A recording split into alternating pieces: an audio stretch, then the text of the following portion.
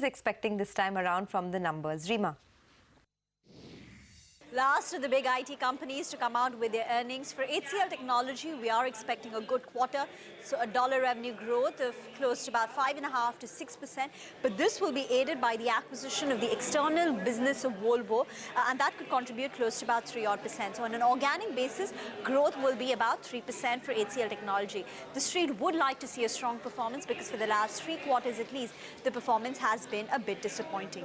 With respect to margins, our poll throws margins to contract by a little more than 100 basis points, 19.5% on the margins.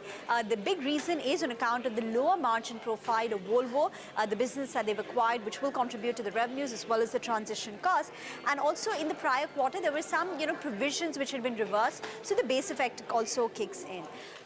The management in the past, at least in the last quarter, had stopped giving us the margin guidance band, so the street is a bit concerned on that. But I think the 2 key things that we'll want to watch very closely, one of course is on the margin trajectory, and secondly on the growth, because if you see the constant currency revenue growth for HCL Technology has been slowing down, and some pickup in growth will be keenly watched. Okay, Mitesh, frontline IT, what would be your top picks?